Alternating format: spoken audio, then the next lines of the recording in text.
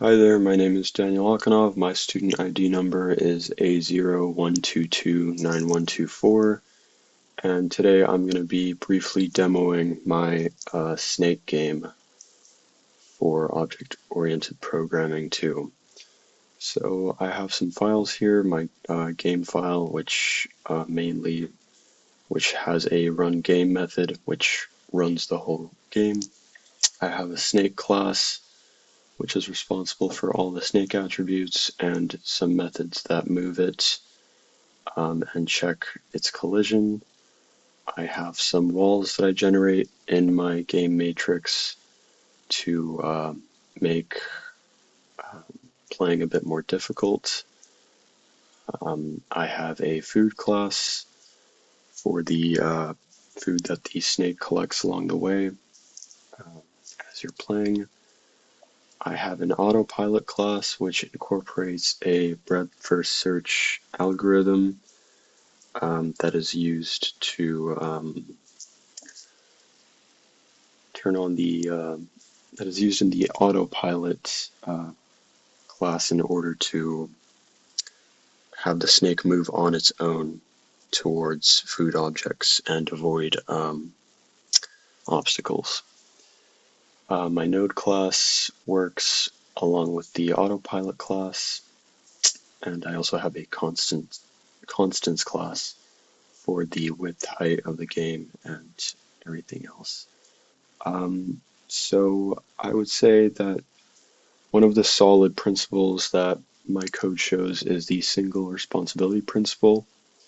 A good example of that is my snake class, as it handles snake related behaviors.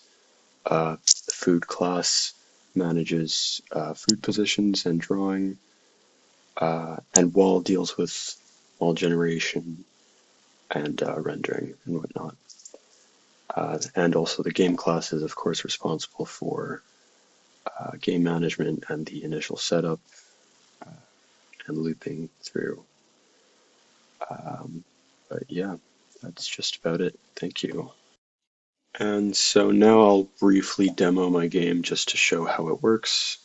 So we have a snake here that we can move with our S, W, AS, or WASD keys. We have randomly generated food that the snake can eat, and we also have randomly generated walls. Uh, all of these things are generated in random areas in the game map, and I have done it so that none of the walls can actually interfere with the food. So whenever I generate a wall or some food, they're always checking to make sure that they're not overlapping over each other. And here I'll demonstrate the autopilot function.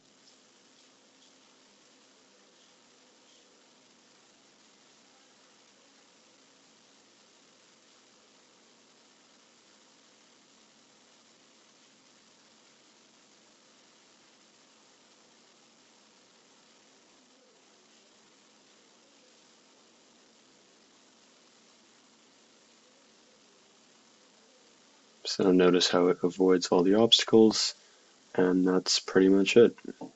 Thank you.